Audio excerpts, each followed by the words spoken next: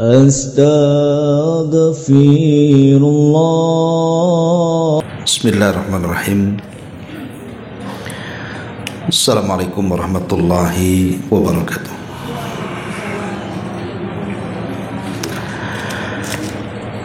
Alhamdulillah wassalatu wassalamu ala Rasulillah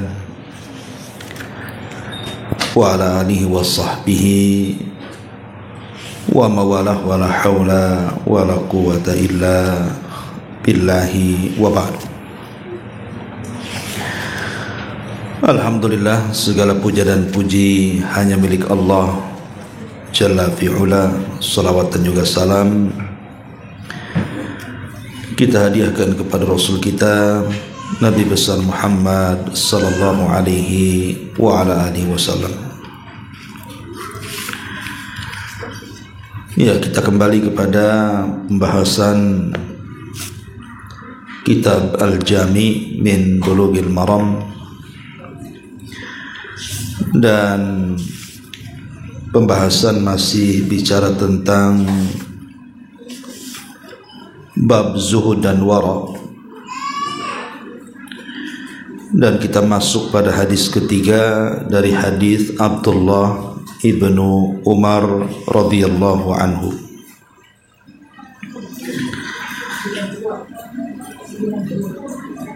Saya lihat kitabnya, hadis ketiga dari bab ini.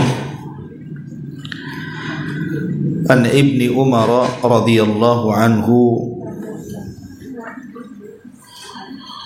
dari Abdullah ibn Umar radhiyallahu anhu maqala, dia mengatakan,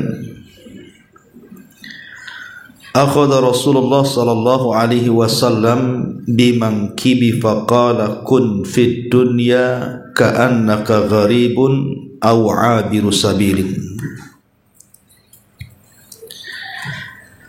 Wa kana Ibnu Umar radhiyallahu anhuma yaqul idza amsayta fala tantadiris sabaha wa idza asbahta fala tantadiril masaa wa khudh min sihhatika limaradik wa min hayatika limautik. Rawahul Bukhari. Dari Ibnu Umar radhiyallahu anhu beliau mengatakan, Nabi SAW pernah memegang kedua pundakku kemudian bersabda, jadilah engkau di dunia ini seperti orang asing atau laksana musafir. Dan Ibnu Umar faham kemudian mengatakan, jika engkau berada di sore hari, jangan pernah nunggu sampai datangnya pagi hari, dan jika engkau berada di pagi hari, maka jangan pernah menunggu datangnya sore hari. Maka pergunakanlah waktu sehatmu sebelum datang waktu sakitmu, dan pergunakanlah masa hidupmu sebelum datang kematian. Hadis ini dikeluarkan oleh Imam Al-Bukhari. Ma'asyiral muslimat yang dimuliakan Allah Subhanahu wa taala, hadis ini masih bercerita tentang perkara zuhud di dunia. Jadi Abdullah ibn Umar satu hari pernah dipanggil oleh Nabi sallallahu alaihi wasallam. Dan ketika itu Abdullah ibn Umar usianya 12 tahun. Artinya kan masih kecil, Bu, ya. 12 tahun itu ya masih SD. Kalau sekarang gitu ya, artinya masih kecil. Tapi kecilnya para sahabat tentu berbeda dengan kecilnya orang di zaman sekarang. Karena kecilnya di zaman dulu itu sudah dewasa. Jadi Nabi SAW menasihati Ibnu Umar tentang hakikat zuhud.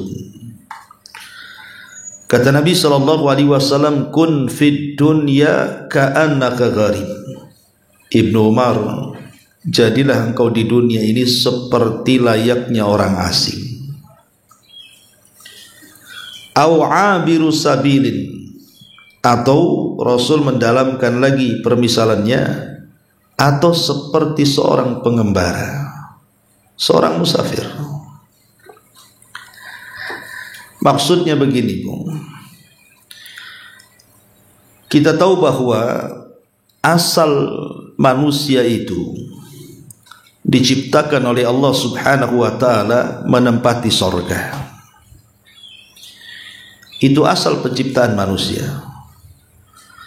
Jadi ketika Adam alaihi salatu wassalam diciptakan oleh Allah Subhanahu wa taala, maka Allah Subhanahu wa taala menempatkan Adam di mana? Di sorga. Karena itu asal tempat tinggalnya dan asal tempat tinggal seluruh keturunannya, termasuk kita. Tapi karena ada sesuatu hal, karena hikmah Allah Subhanahu wa taala, karena Allah Subhanahu wa taala itu kalau menghendaki sesuatu pasti akan membuat sebabnya. Maka Adam alaihi salatu wassalam dengan itu akhirnya melakukan kemaksiatan di sorga, yang menjadikan Adam terusir dari sorga. Lah ketika Adam alaihi salatu wassalam dipindah dari sorga ke dunia, maka itu hanya sekedar ibtila saja. Allah hendak menguji Nabi Adam karena kesalahannya. Tetapi Allah Subhanahu wa taala akan kembalikan Adam ke sorga. Lah ketika Nabi Allah Adam alaihi salatu wassalam berada di bumi, di dunia ini, maka Adam bagaikan orang yang asing atau sekedar menjadi seorang pengembara. Pengembara yang hanya safar untuk kembali ke tujuannya, kembali ke tempat asalnya yang ada di sorga. Itulah manusia. Maka semua turunan Adam alaihi salatu wassalam seperti itu. Jadi kita terlahir ke dunia ini hanya sekedar singgah saja, kemudian kita tinggalkan dunia. Dan kita akan melakukan perjalanan yang melelahkan ke sorga setelah kematian kita.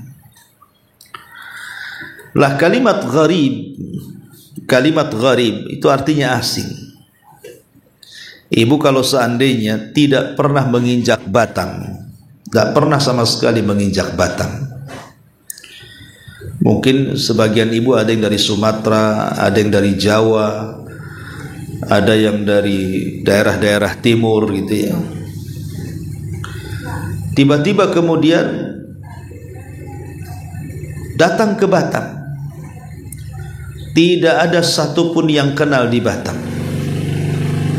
Bahkan diisukan Batam ini banyak perampok, Batam ini banyak penjahat umpamanya. Tentu keberadaan kita ini akan terasingkan. Namanya tidak punya saudara, tidak punya teman, diisukan pula banyak penjahat.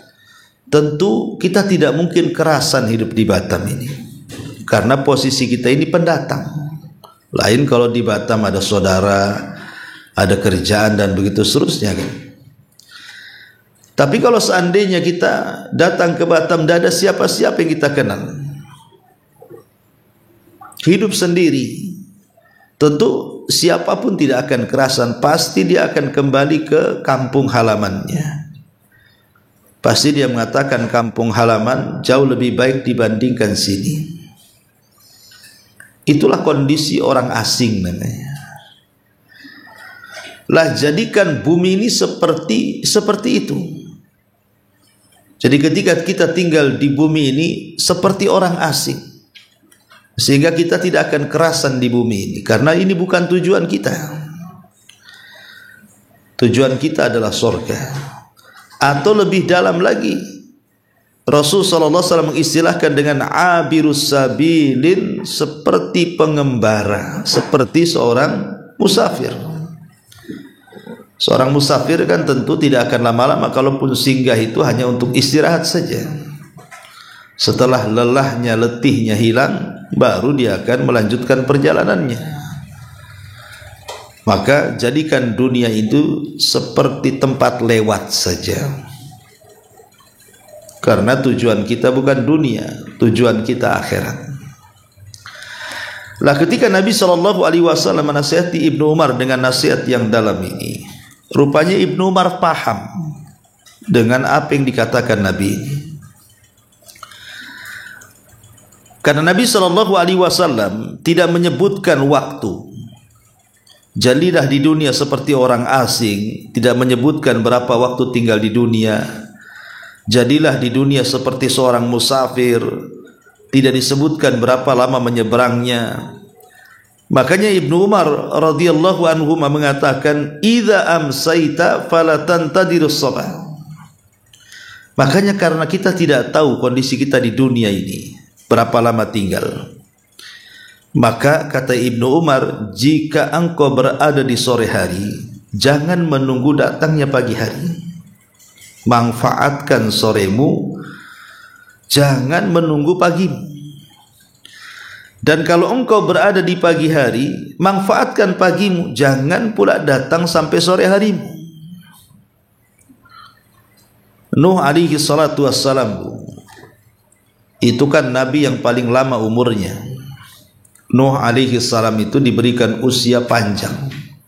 Boleh jadi manusia yang paling panjang umurnya itu Nuh. Ada yang mengatakan sampai 1000 lebih umurnya.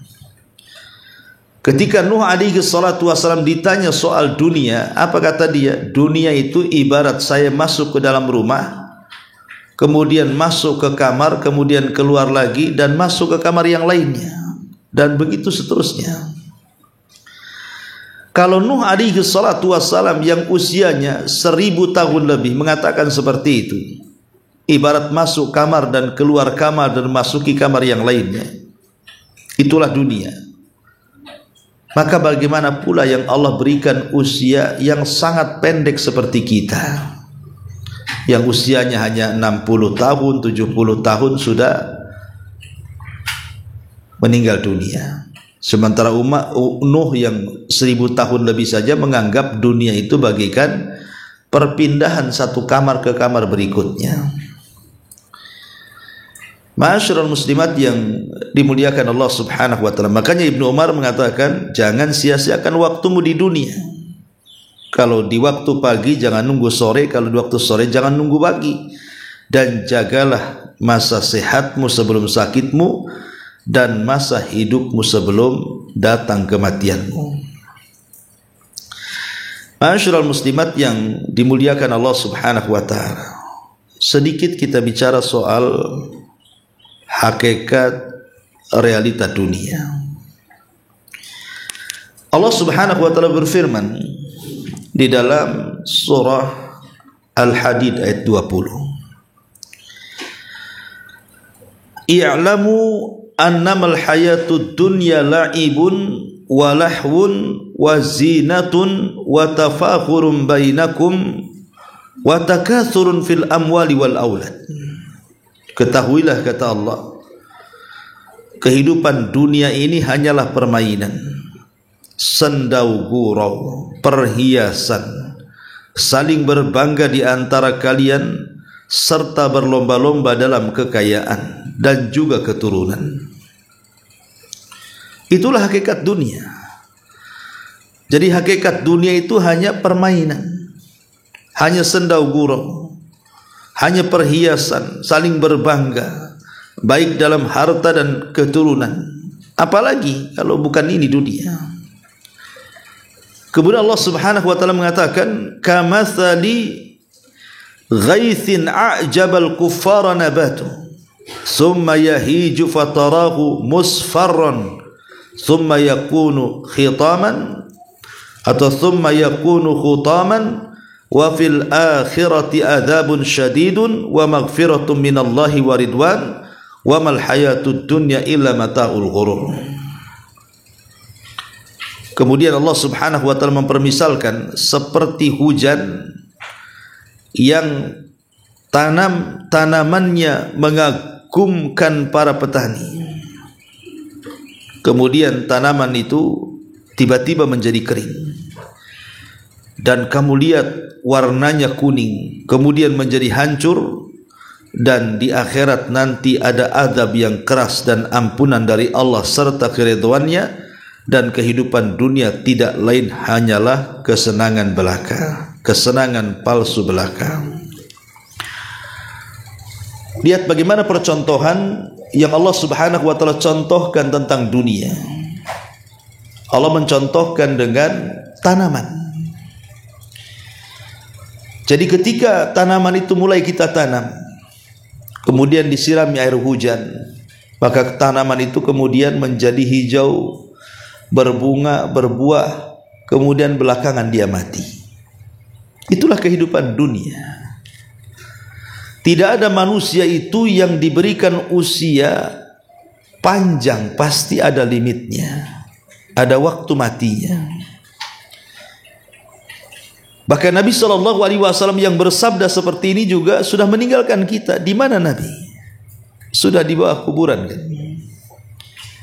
Bahkan seluruh para nabi, Adam, Nuh, Ibrahim, Saleh, Syuaib, dan semua para nabi, mereka berada di mana sekarang? Berada di bawah tanah. Artinya orang-orang mulia sendiri sudah selesai perjalanan mereka di dunia. Dari sini, ikhwatu ma'asyiral muslimat yang dimuliakan Allah Subhanahu wa taala, ada beberapa poin tentang hakikat dunia. Pertama, dunia ini hanya sementara. Dari perkataan Ibnu Umar ini bisa kita petik faedah. Pertama, bahwa dunia itu hanya sementara, bukan selama-lamanya. Makanya Nabi SAW membatasi umur umatnya. Kata Nabi SAW, a'maru ummati baina sittin wa sab'in, wa aqalluhum man yajuzu dzalik. Usia umatku berkisar antara 60 sampai 70 tahun, dan sedikit sekali mereka yang melebihi usia tersebut. Artinya bahwa karena dunia adalah sementara, akhirat selamanya, maka jangan sia-siakan kehidupan yang sementara ini untuk akhirat yang selamanya. Karena kehidupan akhirat itu ditentukan dengan kehidupan dunia. Ini yang pertama. Yang kedua, faedah dari hadis ini juga, bahwa dunia ini bukan hanya sementara, tapi dunia ini hanyalah tempat ujian manusia. Dunia ini tempat ujian manusia. Makanya Allah Subhanahu wa taala berfirman dalam surah Al-Anbiya 35, kullu nafsin dha'iqatul mauti. Setiap jiwa yang bernyawa itu pasti merasakan mati. Kemudian Allah katakan, wa nabluukum bisyarri wal khairi fitnah wa ilaihi turja'un. Maka kami akan menguji kalian dengan keburukan ataupun dengan kebaikan sebagai cobaan, dan kamu akan dikembalikan kepada kami, kata Allah. Dari ayat ini kita tahu bahwa dunia ini hanyalah ujian dan cobaan untuk kita, supaya Allah mengetahui siapa di antara kita yang mentaatinya dan siapa di antara kita yang bermaksiat kepadanya. Allah Subhanahu wa taala berfirman, huwa alladzi khalaqal mauta wal hayata liyabluwakum ayyukum ahsanu amala. Dialah yang menciptakan kehidupan dan kematian. Untuk apa? Untuk menguji kalian, siapa di antara kalian yang paling baik amalannya. Bukan yang paling banyak amalannya, tapi yang paling baik amalannya. Makanya Fudail ibn Iyad ketika ditanya yang paling baik amalan di sini, artinya yang paling ikhlas amalannya dan yang paling mencontoh amalannya. Kalau sudah dua perkara ini, ikhlas dalam beramal dan amalan yang mencontoh Nabi SAW, itulah yang disebut dengan ahsanu amala, sebaik-baik amal. Maka ingat poin yang kedua, bahwa dunia hanyalah tempat ujian manusia. Kemudian yang ketiga, di antara faedah hadis ini,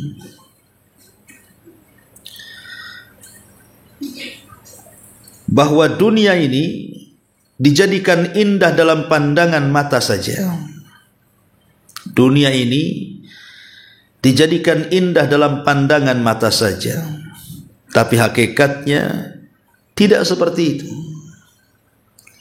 Hakikatnya dunia ini hanya menipu saja. Makanya Allah mengatakan, wa mal hayatud dunya illa mata'ul ghurur. Tidaklah kehidupan dunia ini kecuali hanya perhiasan yang menipu. Karena banyak orang yang tertipu dengan dunia sehingga lupa akhirat kan. Dihabiskan hidupnya hanya untuk mengejar dunia. Bagaimana caranya dia punya rumah yang megah, kendaraan yang mewah, tanah yang luas, uang yang banyak, kan itu. Sampai dia lupa bahwa ada kehidupan setelah kematian. Jadi dunia ini dijadikan indah dalam pandangan manusia saja. Hakikatnya dunia ini tipuan belaka. Maka siapa yang lulus ujian dengan senantiasa zuhud, karena seseorang mencari dunia menjadi kaya itu tidak tercela sebenarnya, Bu. Jadi kalau ibu ini pengen kaya, tidak masalah, tidak ada larangan untuk kaya.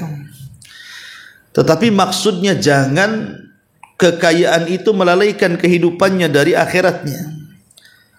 Tetapi kekayaan itu dijadikan untuk keperluan akhiratnya, alias boleh kita ini mengejar dunia tapi jangan sampai jadi budak dunia. Itu maksudnya. Sebagaimana hadis yang sebelumnya kita bahas, ta'isa abdu dinar wa ta'isa abdu dirham. Celaka hamba-hamba dinar dan hamba-hamba dirham. Jadi tidak ada larangan kita mencari dinar dan dirham sebanyak-banyaknya, tapi jangan menghambakan diri kepada itu. Karena dinar dan dirham itu bukan Tuhan. Yang Tuhan adalah Allah Subhanahu wa taala. Dari sini Allah mengatakan, alhaakumut takatsur hatta zurtumul maqabir.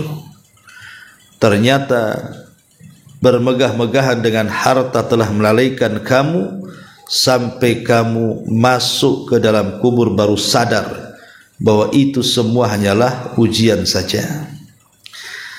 Ma'asyiral muslimat yang dimuliakan Allah Subhanahu wa taala. Maka setelah kita tahu 3 poin ini, lalu apa yang harus kita lakukan? Pertama, jadikan dunia ini sebagai sarana akhirat. Jadikan dunia ini sebagai sarana akhirat. Jadikan dunia ini untuk berniaga dengan Allah Subhanahu wa taala. Yang kedua, carilah dunia secukupnya, tidak berlebihan sehingga melalaikan. Kata Nabi SAW, mali walid dunya ma ana fid dunya illa qaraqibin istadalla tahta syajar thumma raha wa tarakaha. Apa urusanku dengan dunia, kata Rasul? Aku tidak ada urusan dengan dunia. Aku di dunia ini tidak lain seperti pengendara yang bernaung di bawah pohon, setelah itu pergi dan meninggalkannya. Sehingga ketika kita kemudian tidak meninggalkan sesuatu, tentu kita akan enteng untuk berjalan, karena tidak ada yang ditinggalkannya kan. Tapi kalau ada yang ditinggalkan di dunia ini, ketika kita hendak pergi itu berat rasanya, Bu, karena kita harus meninggalkan itu semuanya. Jadi kalau seandainya ketika di dunia dia menginvestasikan kehidupannya untuk akhirat, membangun rumah di akhirat, membeli kebun di akhirat, membeli taman di akhirat, membeli sungai di akhirat, dan begitu seterusnya, maka ketika dia meninggal, maka dia senang. Kenapa? Karena dia akan kembali ke rumahnya. Tapi kalau rumahnya di dunia, kebunnya di dunia, tamannya di dunia, sungainya di dunia, ketika dia meninggal, itu berat meninggalkannya, Bu. Karena semuanya akan ditinggalkan dan akan menjadi kepemilikan ahli warisnya. Maka juga ini yang kedua. Yang ketiga juga, manfaatkan dunia ini sebaik-baiknya dengan cara memanfaatkan usia, waktu. Jangan sampai hal-hal yang tidak bermanfaat menyibukkan kehidupan kita. Kata Rasul, min husnil islamil mar'i tarkuhu ma la ya'ni. Dari kebaikan seseorang itu adalah ketika seseorang mampu meninggalkan sesuatu yang tidak ada manfaatnya. Taib, kita akan bahas faedah hadis ini secara tartib. Ya. Pertama, hadis Ibnu Umar ini mengajarkan kepada kita tentang zuhud. Zuhud itu artinya menyedikitkan dari persoalan dunia dan memendekkan angan-angan kita tentang dunia untuk persiapan setelah kematian kita. Jadi hadis ini mengajarkan kepada kita zuhud di dunia dengan cara menyedikitkan dunia dan membatasi angan-angan kita tentang dunia. Ya, tentunya untuk persiapan kita menuju akhirat kita.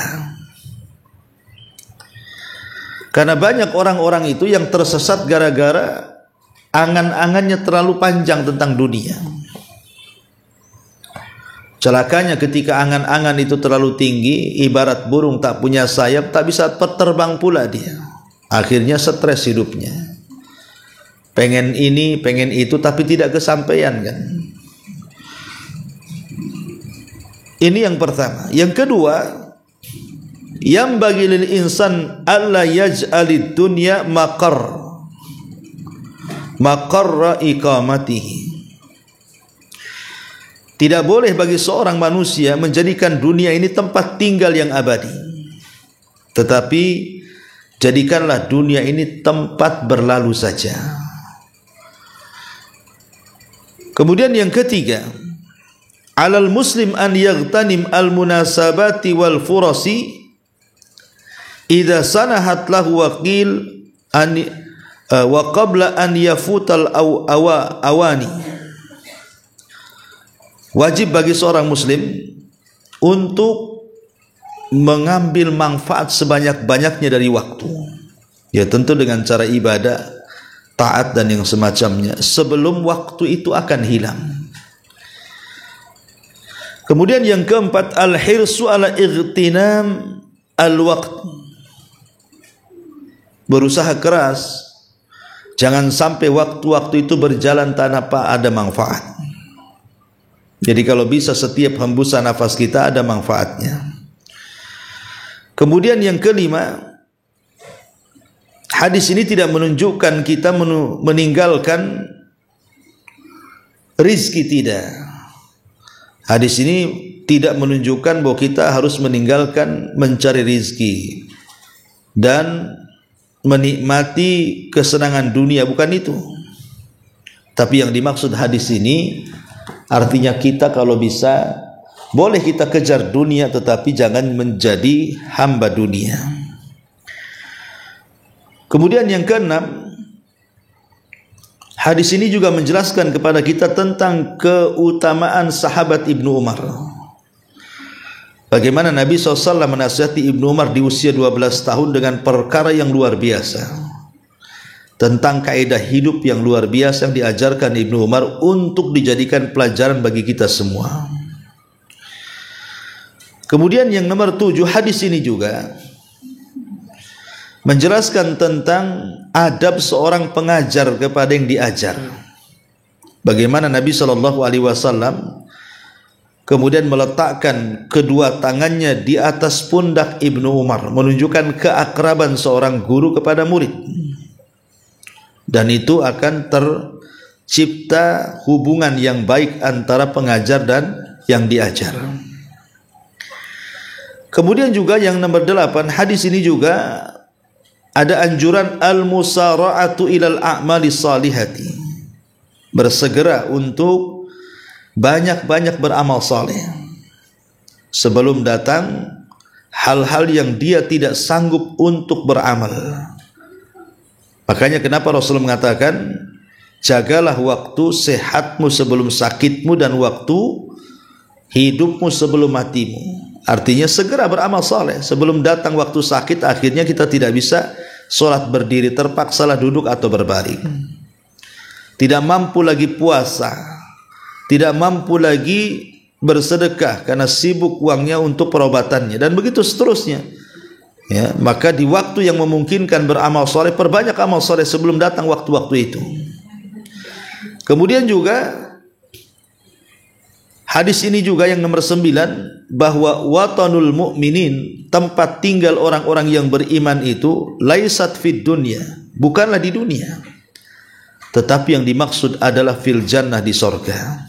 Itulah tempat tinggal kita yang sebenarnya. Kemudian juga yang selanjutnya, di sini juga ada ikhtilafun nasi fi sayrihim ilal akhirah. Beragam manusia ketika berjalan menuju akhirat. Ada di antara manusia yang menjadikan dunia ini sebagai tempat safar atau pengembara, tapi ada juga sebagian manusia menjadikan dunia ini tempat tinggal dia dan tujuan utamanya. Jadi manusia itu tinggal di dunia macam-macam kan. Ada yang mengira bahwa dunia akan mengekalkan dia, sehingga dia kemudian tidak terpikir ada akhirat setelah kematiannya. Tapi ada juga sebaliknya, orang-orang yang zuhud, yang hanya memikirkan akhirat, dunia ini hanya dijadikan kendaraannya saja. Nah, ini 10 faedah yang disebutkan oleh para ulama. Ma'asyiral muslimat yang dimuliakan Allah Subhanahu wa taala. Tapi yang jelas bahwa ada sebuah syair yang bagus sekali, yang hampir mirip maknanya dengan hadis kita, di mana syair ini diungkapkan oleh Al-Imam Asy-Syafi'i rahimahullahu taala dalam diwannya. Apa kata Imam Syafi'i? Inna lillahi ibadan futana, tarakud dunya wa khaful fitana, nadaru fiha falamma alimu annaha laysat lihayyin watana, ja'aluha lujatan wattakhidu salihal a'mali fiha sufuna. Kata Imam Syafi'i rahimahullahu ta'ala, inna lillahi ibadan futana, sesungguhnya di antara hamba-hamba Allah ada hamba-hamba Allah itu yang diberikan kecerdasan. Tarakud dunya wa khaful fitana, saking cerdasnya mereka meninggalkan dunia dan takut terhadap fitnah-fitnahnya. Nadharu fiha falamma alimu, ketika mereka memandang hakikat dunia, mereka pun mengetahuinya, annaha laysat bihayyin watana, bahwa dunia itu bukanlah tempat tinggal yang sesungguhnya.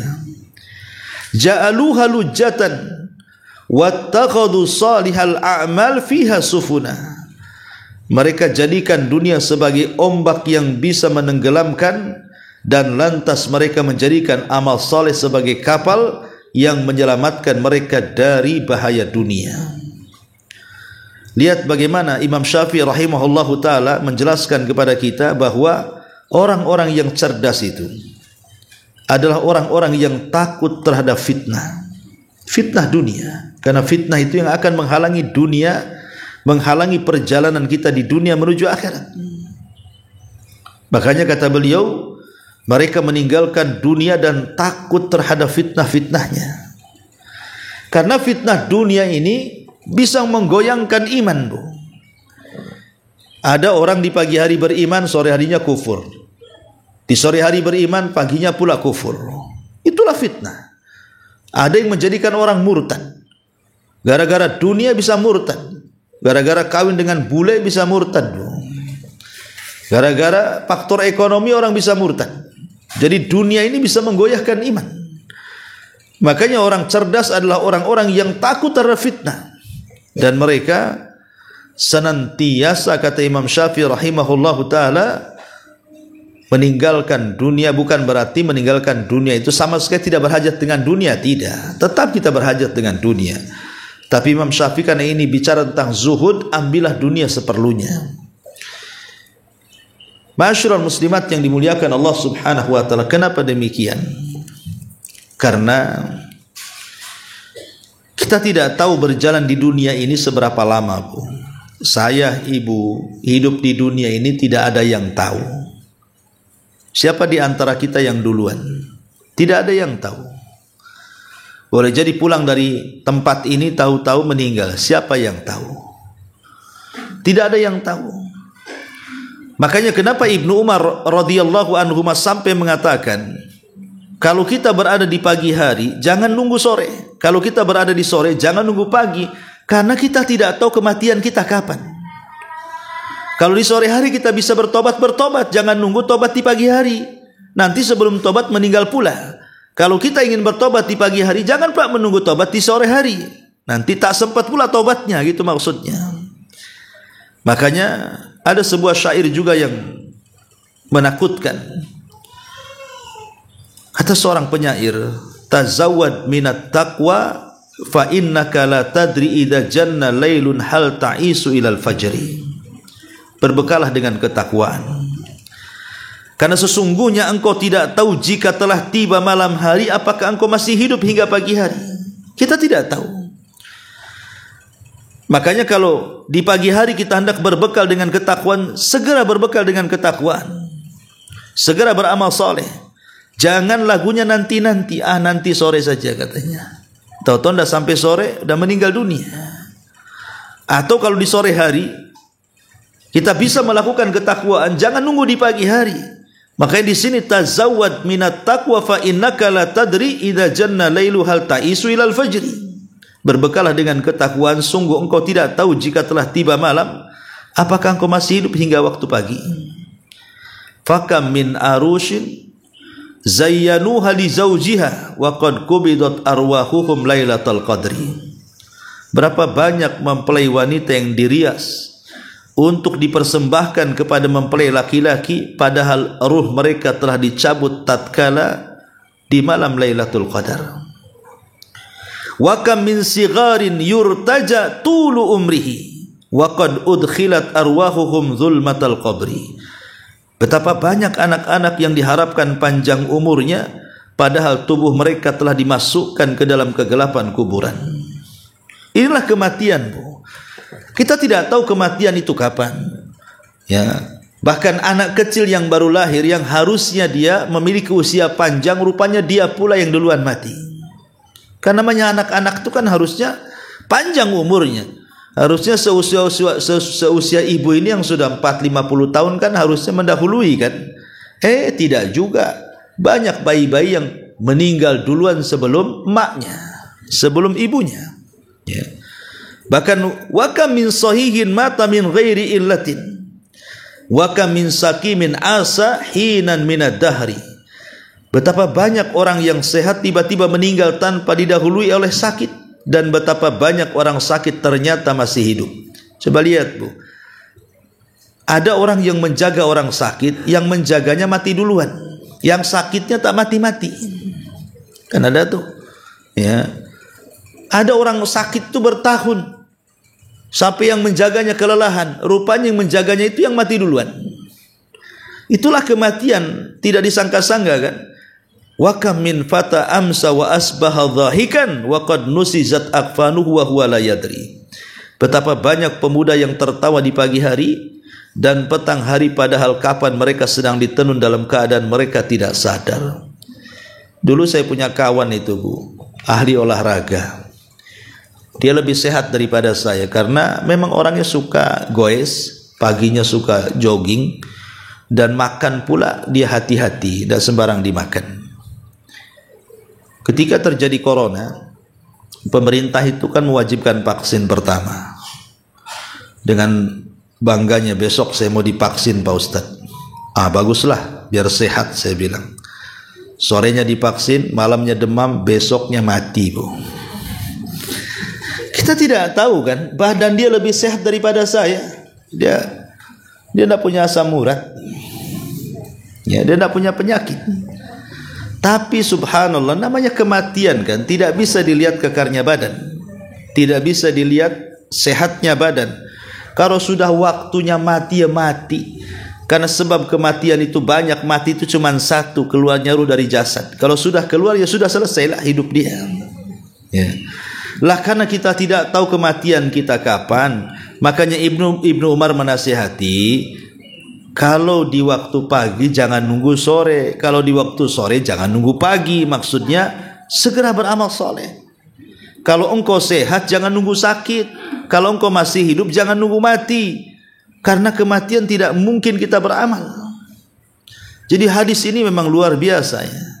Dan ini hadis ini nasihat kepada siapapun yang kita masuk dalam kubangan maksiat.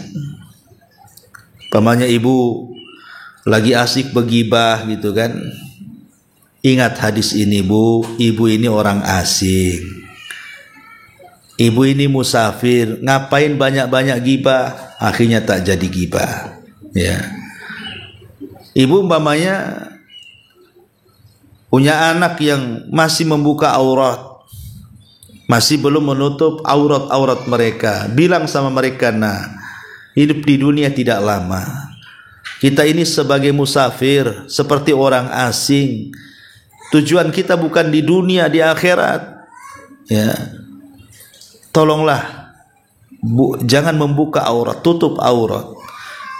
Jadi hadis ini bisa menasihati setiap orang yang masuk ke dalam maksiat. Diingatkan bahwa kehidupan kita tidak panjang. Jangan kemudian kita ini menghambur-hamburkan waktu untuk hal-hal yang berbau dosa. Tapi ambillah waktu itu dengan hal-hal yang mengambil manfaat banyak.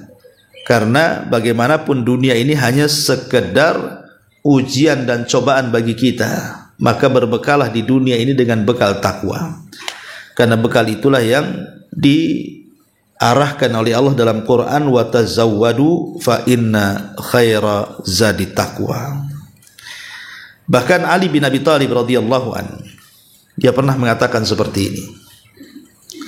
Irtahalatid dunya mudbiratan wartahalatil akhiratu muqbilatan walikulli wahidati minhuma banun fakunu min abna'il akhirah wala takunu min abna'id dunya fa innal yawma amalun wala hisab wa ghadan hisabun wala amal.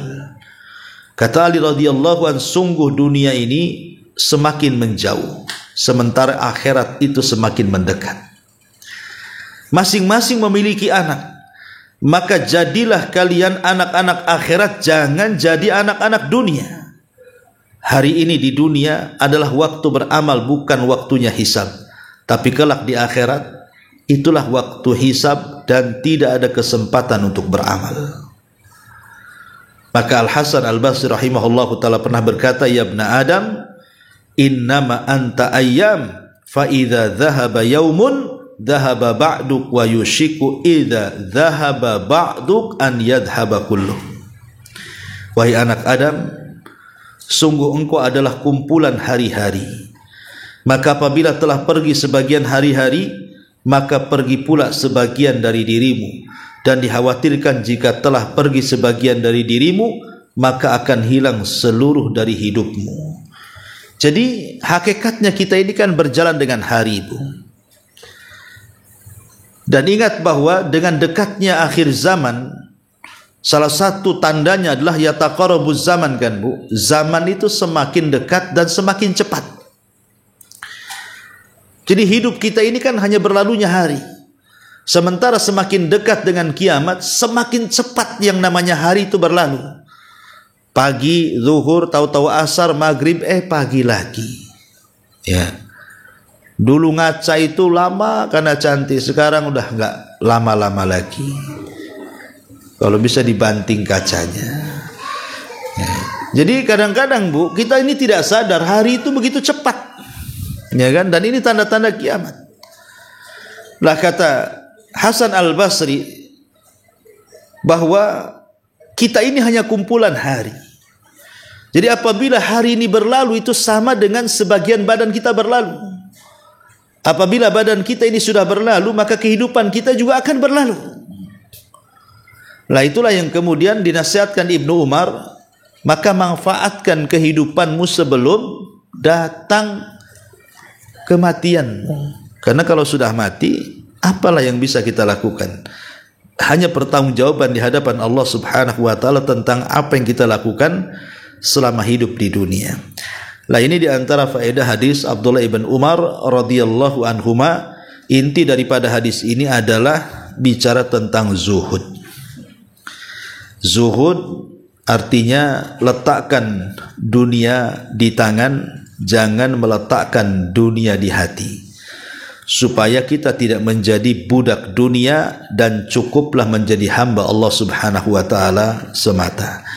Wallahu alam. Taib, sampai di sini. Kalau ada yang bertanya silahkan.